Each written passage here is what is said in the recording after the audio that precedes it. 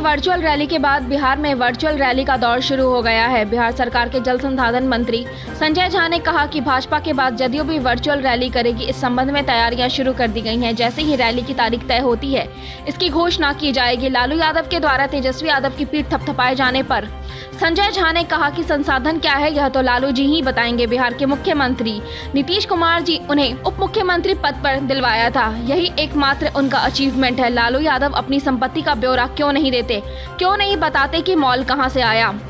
इससे पहले संजय झा ने कहा कि मुख्यमंत्री ने आज 4 जिलों के कार्यकर्ताओं के साथ वर्चुअल मीटिंग की। उन्होंने कार्यकर्ताओं को कोरोना काल में लोगों को जागरूक करने और उनकी मदद करने की बात कही। संजय झा ने कहा कि नीतीश कुमार ने आने वाले समय में किसान के खेत को पानी सुनिश्चित करने की योजना को लागू करने का एजेंडा तय किया है। उन्होंने कहा कि नीतीश कुमार ने दृढ़ता के साथ बिहार में शराबबंदी लागू की और उस पर वह अटल है। 24 मीटिंग टोटल था और 4 मीटिंग डेली था। ये 6ठा दिन है और 4 मीटिंग जो वो किए तो आज नॉर्थ बिहार से शुरू किए थे और पश्चिमी चंपारण से, और अंतिम मीटिंग नवादा का है आज, जो शाम में 5 बजे, 5 से 6:30 अब 7 बज जाता है। और एवरेज हमको लगता है ये हम लोग जो हमारे ज़िला के साथी हैं, जो प्रखंड के हैं और बूथ पर जो साथी हैं, तो वो अलग अलग, कभी 10 विधानसभा था, कभी 6 था, कभी 7 था, अलग जैसा प्रोफाइल था जिला का उसी हिसाब से बनाया गया था। और 5,000 से 6,000 जो हमारे वर्कर हैं वो एक मीटिंग में थे। ये मैं उन लोगों की बात कर रहा हूँ जिनके पास लिंक है, लेकिन हम लोगों ने देखा मीटिंग में बहुत सारे साथी कुर्सी लगा करके भी, टीवी लगा करके भी लोगों को बैठा करके दिखा रहे हैं, उसमें कोई दिक्कत नहीं है। लेकिन ये हमारे वर्करों के लिए था और ख़ास करके मुख्यमंत्री जी ने जो अपना सारा बात रखा, वो अपने कार्यकाल का जो 15 साल के कार्यकाल का काम है उस पर लार्जली उन्होंने अपनी बात सारी रखी कि क्या काम उन्होंने इनिशिएट किया था, कहाँ से शुरू किया था इस बिहार में, कैसी परिस्थिति थी बिहार में। क्योंकि जो सोशल मीडिया में बच्चे भी मैं देख रहा था, या जो फर्स्ट टाइम वोटर होगा वो तो 18 साल का होगा, तो जब वो पैदा हुआ उस समय तो सरकार हम लोगों की बनी उस समय 3-4 साल का होगा। वो तो देखा नहीं है कि नीतीश कुमार को कैसा राजपाट मिला था काम करने के लिए, वो कहाँ से शुरू किए थे। आज हम लोग डिजिटल की बात कर रहे हैं और नीतीश कुमार जब मुख्यमंत्री 2005 नवंबर में बने तो एक कंप्यूटर सीएम ऑफिस में नहीं था, रेमिंगटन टाइपराइटर पर काम होता था। आप समझ सकते हैं कि बिहार में कहाँ से वो काम शुरू किए और क्या परिस्थिति बनी है उसके बाद। तो ये सारी बात लोगों के बीच में मुख्यमंत्री जी रखते हैं। लेकिन विपक्ष पार्टी की और क्या निष्कर्ष क्या करा? देखिए, ये सब बड़ा हिम्मत का डिसीजन है, ये नॉर्मल डिसीजन नहीं होता नॉर्मल पॉलिटिक्स का। और उस पर स्टैंड रखना, वो कोट भी करता है कि कर्पूरी ठाकुर जी के समय में हुआ और वो ख़त्म हो गया, वो भी कोट करता है। और जितना बड़ा समर्थन महिलाओं का इस इशू पर है, आप लोग भी सर्वे करके देख लीजिए।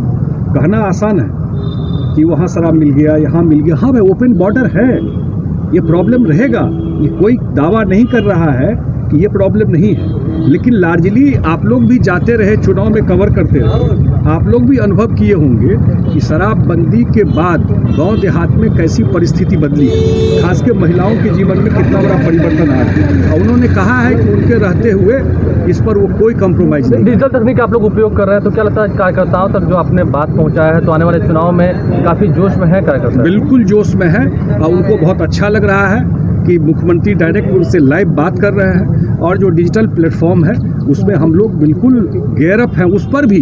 लेकिन इनका स्वभाव नहीं है ना भाई, मैं बताया कल भी वहाँ मीटिंग में, इनका स्वभाव तो पब्लिक के बीच में जाके काम करने का। मंत्री जी, एक सवाल ये है कि क्या वर्चुअल सम्मेलन के बाद बीजेपी ने जिस तरीके से बड़ी रैली की, वर्चुअल रैली, तो क्या आप लोग भी कोई वर्चुअल रैली का प्लान कर रहे हैं? हम लोग प्लान कर रहे हैं, जिसका डिटेल हम लोग बिल्कुल बाद में बताएंगे। हम लोग एक बड़ी रैली का प्लान कर रहे हैं जिसमें मुख्यमंत्री जी को लेकर के उसका क्या मॉडलिटीज होगा, क्या तरीका होगा, बताएंगे। सामने भी डिजिटल तकनीक का उपयोग हो रहा है, सामने में भी डिजिटल तकनीक का उपयोग हो रहा है।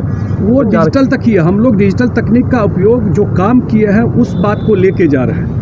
आप जब पब्लिक को भी तो जो देखता है डिजिटल में, उसको फेथ भी होना चाहिए ना, आप जो बोल रहे हैं। उसको सच्चाई से भी मैच करना पड़ता है जो आप बोल के जाते हैं। तो हम लोग जो बोल रहे हैं अपने काम काज को लेके जा रहे हैं, तो लोगों को लगता है कि भाई ये काम किया। लेकिन एक बात जो मैंने बताया आपको, अगले चुनाव में एक बहुत बड़ा जो कमिटमेंट है जो मुख्यमंत्री जी ने कल कहा कि हर एक खेत में पानी, जो प्रॉमिस होता है ना, 7 निश्चय उन्होंने प्रॉमिस किया चुनाव से पहले, तो आप उस पर जज कीजिए उसमें जो प्रॉमिस किया कितना काम उसमें हो पाया।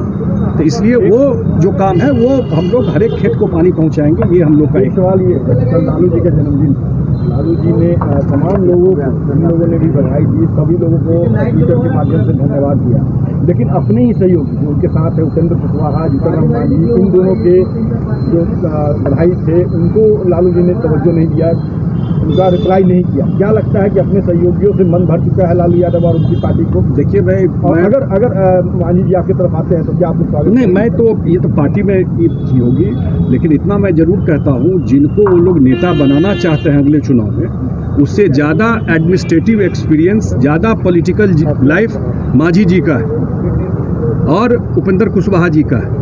तो निश्चित रूप से अगर किसी को नेता उस तरफ से बनना ही हो तो इन लोगों का रिकॉर्ड कहीं बेहतर है जो बनने की कोशिश कर रहे हैं, तो जरूर कंसीडर इन लोगों को भी करना चाहिए विपक्ष में। नहीं, लालू जी का नजरअंदाज करना क्या दर सकता है? ना, लालू जी का अब तो इनका अपना इंटरनल पॉलिटिक्स है, उसमें मैं ज़्यादा कमेंट नहीं करूँगा, लेकिन इतना ज़रूर है कि हमको नहीं दिखता है कि उनके अलायंस में जो स्थिति देख रहे हैं तो इन लोगों को डिसाइड करना है।